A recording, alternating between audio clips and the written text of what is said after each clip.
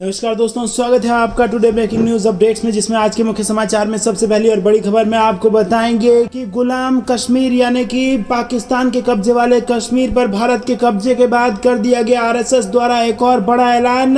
और अब कैलाश मानसरोवर पर भी लहराएगा भारत का तिरंगा। इंद्रेश कुमार ने किया है यह ऐलान। दूसरी ब्रेकिंग न्यूज में जिक्र होगा कि पाकिस्तान में अब सीधा सेना और इमरान खान के बीच आमना सामना, विस्फोटक बन गए हैं हालात और सेना से भिड़ रहे हैं इमरान खान। तीसरी ब्रेकिंग न्यूज में आपको बताएंगे कि पाकिस्तान में फिर शुरू होगा इमरान का लॉन्ग मार्च, जहां गोली मारी गई वहीं होगी शुरुआत।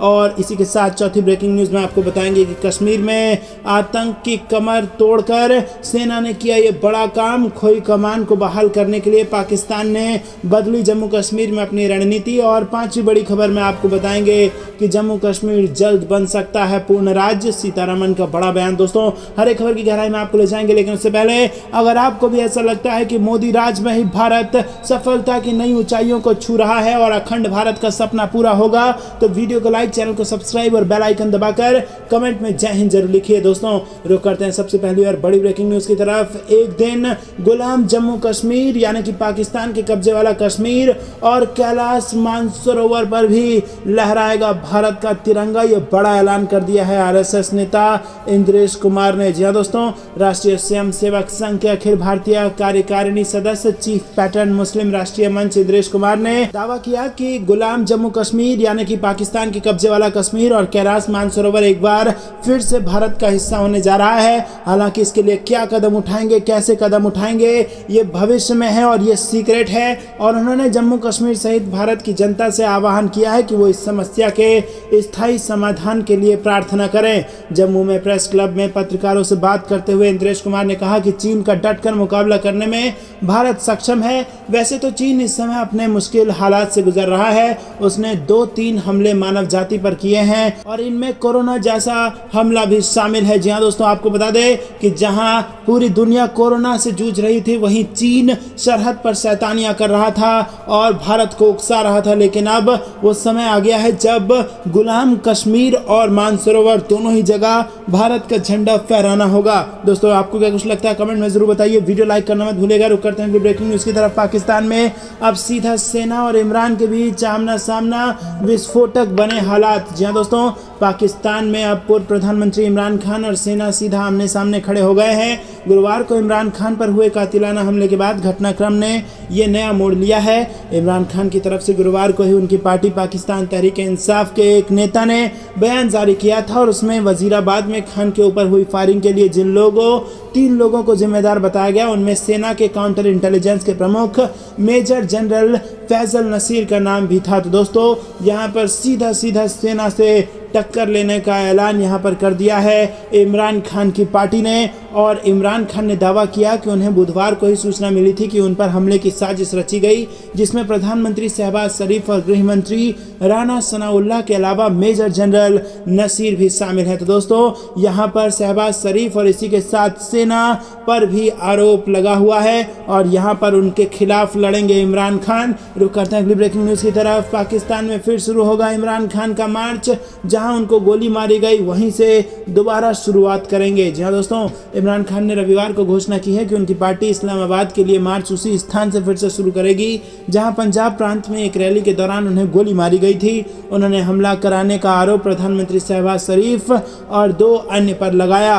रुक करते हैं अगली ब्रेकिंग न्यूज की तरफ, जो कि जम्मू कश्मीर से आ रही है। कश्मीर में आतंक की कमर टूट गई। खोई कमान को बहाल करने के लिए पाकिस्तान ने बदल ली अपनी रणनीति। जी हाँ दोस्तों, जम्मू कश्मीर में सेना ने ये बड़ा काम करके दिखाया है। अमन शांति को भंग करने के लिए पाकिस्तान दशकों से अपनी नापाक हरकतों से बाज नहीं आ रहा था और इस वर्ष आतंकवादी विरोधी ऑपरेशन में आतंकी संगठनों की लीडरशिप के खात्मे के बाद लोकल कैडर नहीं मिलने पर पाकिस्तान ने रणनीति बदल ली है। जी हाँ दोस्तों, हमारी देश की सेना ने आतंकवादी विरोधी ऑपरेशन करके यहाँ पर संगठनों के लीडरशिप को ही साफ कर दिया और उसके बाद अब लोकल स्तर पर इनको कोई आतंकवाद नहीं मिल रहा है। और इसके तहत आपको बता दें, जो चेंज किया है पाकिस्तान ने, उसमें ज़्यादा से ज़्यादा पाकिस्तानी आतंकियों को इस पार धकेलने की कोशिश की जा रही है। इसका मकसद लीडरलेस आतंकी संगठनों की कमान एक बार फिर अपने हाथ में लेना चाहता है पाकिस्तान। और जम्मू कश्मीर पुलिस और सुरक्षा एजेंसियों ने पाकिस्तान के नापाक मंसूबों को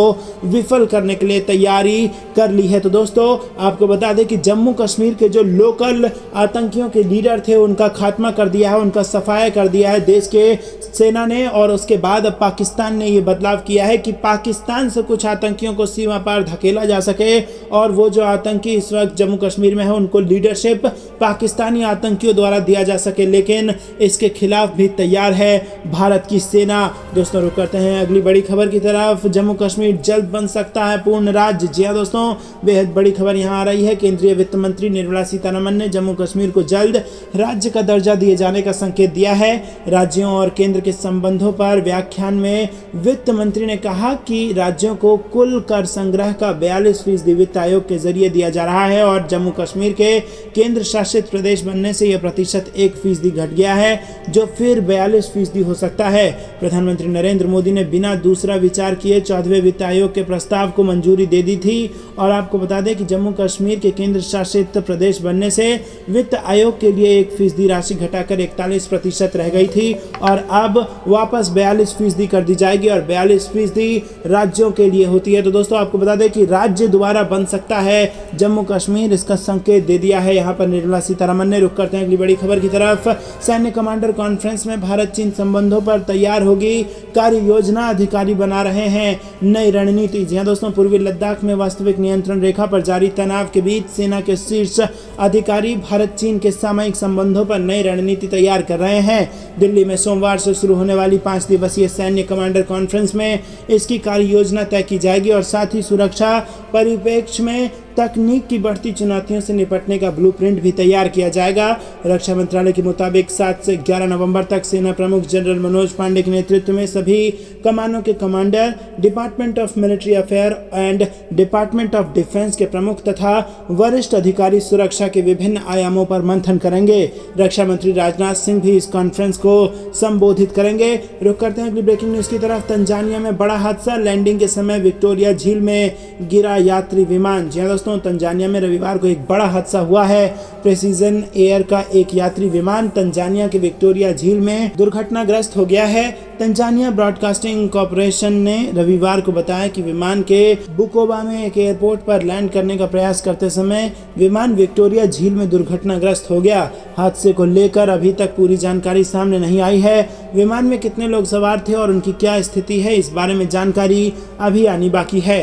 रुक करते हैं अगली ब्रेकिंग न्यूज की तरफ। अमित शाह का बड़ा बयान, बोले हिमाचल प्रदेश की सत्ता में भाजपा लौटी तो समान नागरिक संहिता लागू करने से कोई नहीं रोक सकता। जी हाँ दोस्तों, केंद्रीय गृह मंत्री अमित शाह ने रविवार को जसवा परागपुर विधानसभा में एक जनसभा को संबोधित करते हुए कहा कि बीजेपी के सत्ता में आने पर हिमाचल प्रदेश में समान नागरिक संहिता लागू की जाएगी और उन्होंने सत्ता में वापस आने पर सरकारी कर्मचारियों की वेतन प्रणाली में आ रही गड़बड़ियों को भी हल करने का वादा किया है। उन्होंने कहा कि पूर्व की मनमोहन सिंह सरकार ने देश की अर्थव्यवस्था को 11वें नंबर से ज्यादा नीचे गिराने का काम किया। जब मोदी जी आए तो उन्होंने मात्र 8 साल में देश की अर्थव्यवस्था को 11वें नंबर से सुधार कर 5वें नंबर पर लाने का काम किया। अमित शाह ने कहा कि यदि आप जयराम ठाकुर की सरकार को दोबारा चुनते हैं तो मैं आपसे वादा करता हूं कि हिमाचल प्रदेश में समान नागरिक संहिता लागू की जाएगी और कोई भी इसे रोक नहीं सकता। आपको बता दें कि हिमाचल प्रदेश में बीजेपी ने समान नागरिक संहिता को लागू करने के साथ अपने चुनावी घोषणा पत्र में सरकारी नौकरियां, नई शैक्षणिक संस्थाओं और विभिन्न क्षेत्रों में महिलाओं के लिए 33% आरक्षण देने का भी वादा किया है। केंद्रीय गृह मंत्री ने ऊना में भी एक जनसभा को संबोधित किया और उन्होंने कहा कि जवाहरलाल नेहरू की भूल को कांग्रेस पार्टी 70 साल तक बच्चे की तरह गोदी में सहलाती रही। आप लोगों ने मोदी जी को प्रधानमंत्री बनाया, जिनके नेतृत्व में केंद्र सरकार ने धारा 370 और 35A को उखाड़ फेंक दिया। रुक करते हैं अगली ब्रेकिंग न्यूज की तरफ। शत्रु संपत्तियों पर कब्जे के खिलाफ एक्शन मोड में सीएम योगी आदित्यनाथ।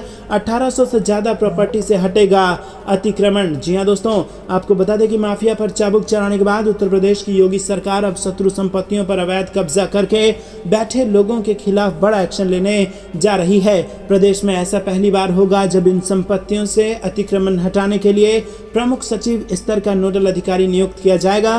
प्रदेश में मौजूद कुल 5,936 शत्रु संपत्तियों में से 1826 पर अवैध कब्जेदार कब्जा करके बैठे हैं और एक उच्च स्तरीय बैठक में मुख्यमंत्री योगी आदित्यनाथ ने ऐसे लोगों के खिलाफ कड़ी कार्रवाई करने का निर्देश दे दिया है। यूपी में शत्रु संपत्ति को लेकर पूर्ववर्ती सरकारों का रवैया हमेशा उदासीन रहा है। हजारों करोड़ रुपए की ऐसी संपत्तियां जिनसे प्रदेश सरकार को अरबों रुपए का राजस्व मिल सकता था, उनको मुक्त कराने के लिए पहले की सरकारों ने कुछ नहीं किया और इसी उदासीनता का नतीजा है कि अवैध कब्जेदार इन पर अभी भी काबिज हैं और नए निर्माण भी कर चुके हैं। सीएम योगी आदित्यनाथ ने इन बेशकीमती संपत्तियों के महत्व को समझाते हुए और प्रदेश के राजस्व को बढ़ाने के लिए ऐसे अवैध कब्जेदारों पर चाबुक चलाने का निर्णय लिया है। रुक करते हैं अगली ब्रेकिंग न्यूज की तरफ। गुजरात को बदनाम करने वालों पर बरसे पीएम मोदी, परिवारवाद पर भी साधा सीधा निशाना। जी दोस्तों, प्रधानमंत्री नरेंद्र मोदी ने कहा कि नफरत फैलाने वाले तथा गुजरात को बदनाम करने वाले आगामी विधानसभा चुनाव में साफ हो जाएंगे। मोदी ने दक्षिण गुजरात के वलसाड जिले से चुनावी बिगुल फूंकते हुए कांग्रेस के परिवारवाद पर निशाना साधते हुए कहा कि पहले एक ही परिवार का राज चल रहा था, अब राजनीति नए युवा इसमें आ गए हैं। चुनावी तिथियों की घोषणा के बाद प्रधानमंत्री नरेंद्र मोदी की पहली सभा रविवार को आदिवासी बहुल वलसाड जिले के नाना पोंडा में आयोजित की गई। सभा में मोदी ने विरोधियों पर जमकर निशाना साधा और कहा कि गुजरात का अपमान करने वाले तथा नफरत फैलाने वाले आगामी चुनाव में साफ हो जाएंगे। रुक करते हैं अगली ब्रेकिंग न्यूज की तरफ। ओडिशा में बीजेपी ने बीजेडी का विजय रथ रोका, बीजेपी प्रत्याशी की हुई शानदार जीत। जी दोस्तों, ओडिशा के भद्रक जिले के धामनगर में हुए उपचुनाव के मतों की गणना पूरी हो गई है और यहां से भाजपा को जीत मिली है। दरअसल भारतीय जनता पार्टी के विधायक विष्णु चरण सेठी के सितंबर में निधन के बाद यहां अब चुनाव हो रहा है। दोस्तों, रुक करते हैं अगली ब्रेकिंग न्यूज की तरफ। पाकिस्तान की सेना तानाशाही का रास्ता अपनाने वाली है और विरोध को कुचलने के लिए वहां की चुनी हुई सरकार को हटाकर लग सकता है मिलिट्री रूल। जी हाँ दोस्तों, आपको बता दें कि पूर्व पीएम इमरान खान अब खतरे से बाहर है, लेकिन पाकिस्तान में सियासी संकट खड़ा होने वाला है। पहली बार सेना के खिलाफ पाकिस्तान में ऐसा आक्रोश देखा जा रहा है और इस पूरे माहौल में इस बात की आशंका बहुत तेज हो गई है कि अपने खिलाफ उठी आवाम की इस आवाज को कुचलने के लिए पाकिस्तानी सेना मार्शल लॉ लागू कर सकती है, यानी सरकार को भंग करके पाकिस्तान की कमान अपने हाथों में ले सकती है। लाहौर से लेकर लंदन तक और इस्लामाबाद से लेकर रावलपिंडी तक पाकिस्तान के कोने कोने में पाकिस्तानी सेना के खिलाफ आक्रोश दिखाई दे रहा है। वहीं दोस्तों, आपको बता दें कि आक्रोश इसीलिए है क्योंकि इमरान खान की पार्टी और उनके समर्थक इस हमले के लिए पाकिस्तानी सेना को जिम्मेदार मान रहे हैं। तो दोस्तों, क्या आपको भी ऐसा लगता है कि जो स्थिति इस वक्त पाकिस्तान में बनी हुई है उसके लिए पाकिस्तान की खुद की सेना जिम्मेदार है? कमेंट में हमें जरूर बताइए। रुक करते हैं अगली ब्रेकिंग न्यूज की तरफ। चीन की हरकतों से दुनिया फिर हुई परेशान, अंतरिक्ष में रॉकेट हो गया फेल जो किसी भी वक्त धरती पर गिर सकता है। जी दोस्तों, चीन ने एक बार फिर दुनिया को खतरे में डाल दिया है और एक रॉकेट बूस्टर ने दुनिया की चिंताएं बढ़ा दी हैं। ये रॉकेट बूस्टर अंतरिक्ष से नियंत्रण से बाहर हो गया है और वो किसी भी समय धरती पर गिर सकता है। हालांकि ये अभी तक साफ नहीं है कि ये किस समय और कहां गिरेगा, लेकिन अंतरिक्ष विशेषज्ञों का मानना है कि ये तेज गति धरती की ओर बढ़ रहा है और शुक्रवार या शनिवार तक कहीं भी क्रैश होकर गिर सकता है। रिपोर्ट्स के मुताबिक वैज्ञानिकों ने बताया कि इस रॉकेट के टुकड़े भारत, अमेरिका, चीन, दक्षिण पूर्व एशिया, ऑस्ट्रेलिया और अफ्रीका के कुछ हिस्सों में गिर सकते हैं। दोस्तों, रुक करते हैं अगली ब्रेकिंग न्यूज की तरफ। पहाड़ी राज्य में गर्मा रहा है पीओके और पाकिस्तान का मुद्दा। जी हाँ दोस्तों, आपको बता दें कि हिमाचल प्रदेश में इलेक्शन है और ऐसे में राजनाथ सिंह के एक बयान से न केवल पहाड़ी राज्यों में बल्कि पाकिस्तान तक में हड़कंप मच गया है। और आपको बता दें कि यहाँ पर सीधे सीधे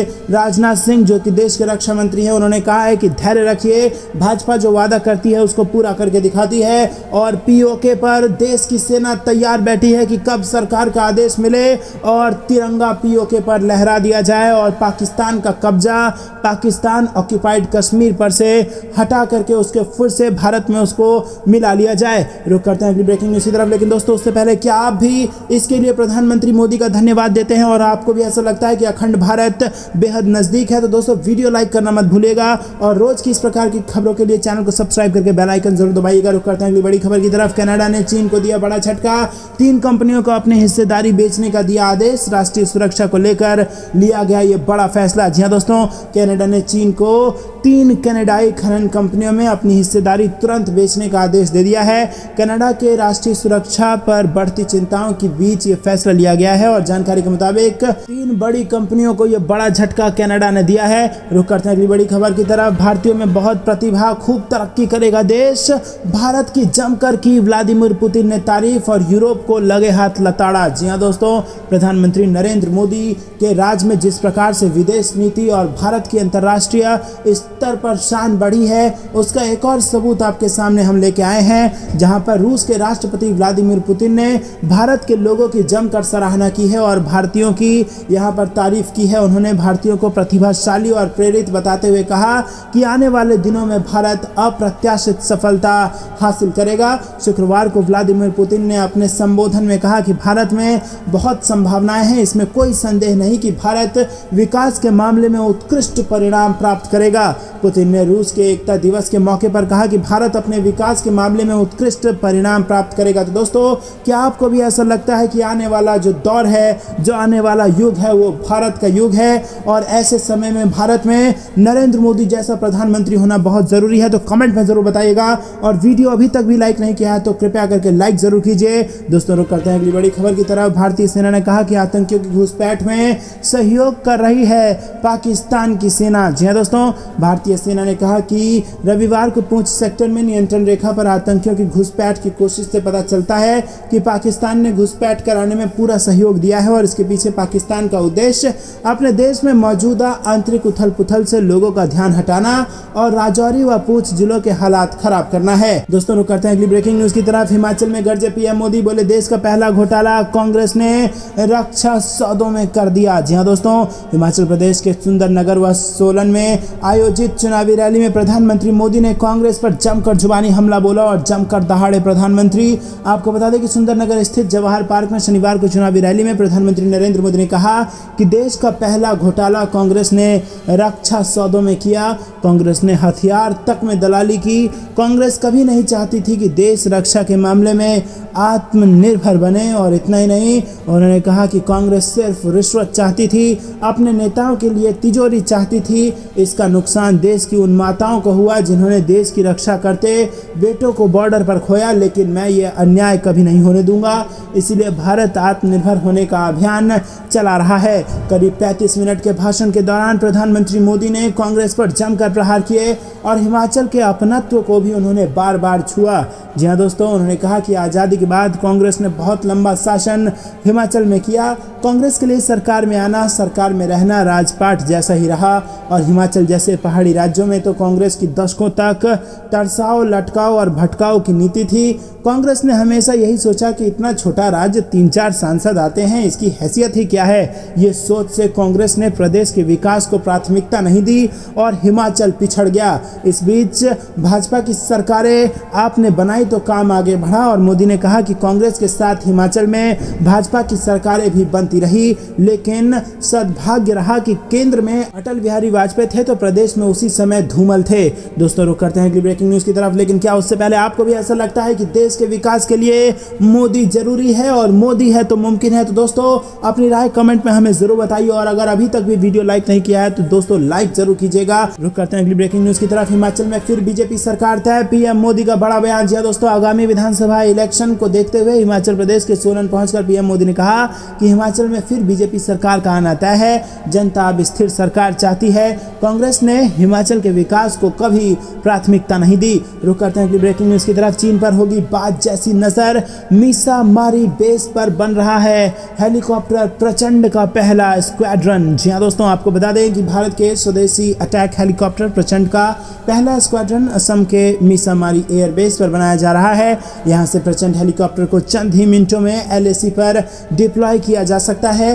भारतीय सेना इसी महीने भारत के पहले स्वदेशी अटैक हेलीकॉप्टर LCH का पहला स्क्वाड्रन यहां रेंज करेगी। दोस्तों, आपको बता दें कि LAC पर प्रचंड हेलीकॉप्टर की तैनाती भारतीय सेना की मजबूती को और बढ़ाएगी और इसकी सबसे बड़ी खासियत यही है कि यह हेलीकॉप्टर बाकी तमाम हेलीकॉप्टर की तुलना तुलना में बेहद हल्का, मजबूत और दुश्मन पर तेज गति से हमले करने वाला है।